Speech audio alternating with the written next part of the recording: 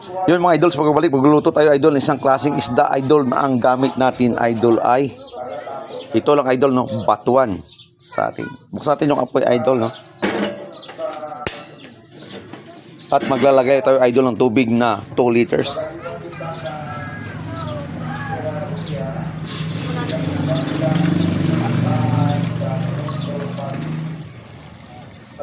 Yun idol, no. Tapos lalagay natin ito yung batuan idol. Ito ay maasim idol, kung taga probinsya kayo alam nyo na to, no. Sibuyas idol at kamatis, ganito lang hiwa kalalaki, no. At pagkatapos niyan maglalagay tayo ng 1 sachet na granules. Ito magiging silbing bitsin natin idol, no. At maglalagay tayo idol ng rock salt. Estimate lang muna natin. Yun. At additional tayo idol ng patis.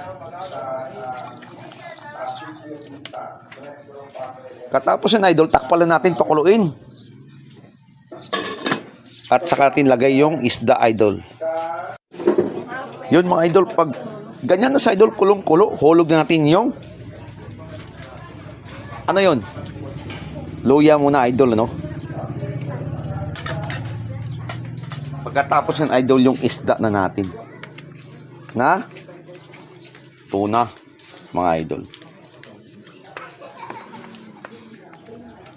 Na-try nyo bang gawin ng ganito idol sa batuan? Lutong probinsya muna tayo mga idol, no? Habang nasa bakasyon tayo. At abangan nyo pa yung mga gagawin ko mga idol. Ayan natin kumulong-kumuloin idol at lumabas yung pagka-juicy ng isda natin idol dun sa katawan nga, no? At may tatanggalin tayo dyan maya-maya idol, no? Pag kumulo na siya idol, ng kulong-kulo na idol, ano?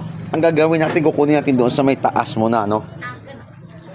Kasi yung bula-bula nito idol, yun ang nagbibigay ng langsa. Kaya tayo nag-drop ng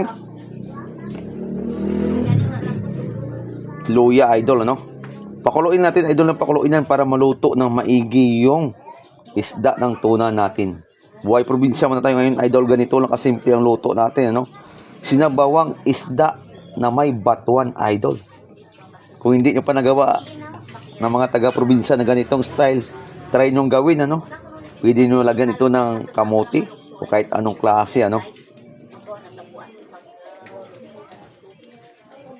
Pakuluin natin idol, ng pakuluin natin idol hanggang maluto yung isda natin, kasi hindi pa siya maluto idol, makikita mo yan, ano? May palatandaan tayo dyan idol. Pag kulong-kulo na sa idol, hayaan mo muna idol, ano? At bago ang lahat, tikman mo natin kung okay na yung lasa. Pag kulang pa idol, additional tayo ng rock salt at patis lang idol, kasi patis po ay isang ingredients para doon na condiments doon mismo sa isda. Oh, matabang sa idol, additional tayo ng rock salt. 1 tablespoon. Saka additional tayo idol ng patis. Drop tayo ng 2 tablespoon idol, no? Ubusin natin. Kaya natin idol na kumulo ng kumuloin idol, at tikman ulit natin mamaya idol, ano? Konti. Pag kulong-kulo na sa idol, no? Ida-drop natin yung sili idol, no?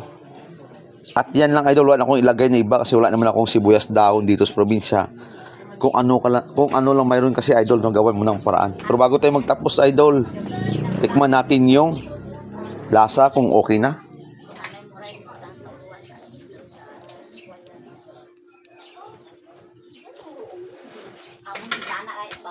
Yun, okay na idol, ano? Luto na siya idol. At ano to? Inuulit ko idol, no? Sinabawang isda na may batuan or fish with batuan sauce, ano? Kasi yung batuan magiging sabaw na yun pag naluto na, no? Yung magbibigay ng aroma doon sa sabaw natin. At bago tayo magtapos idol, huwag kalimutan mag-subscribe sa YouTube channel ko, TikTok account ko, Facebook page ko at huwag niyo kalimutan mo subscribe, idol. Palagi at salamat dahil walang sawang pasuporta sa akin mga idol. At yun lang mga idol, no? Salamat sa suporta niyo palagi. Bye-bye mga idol. Kainan na!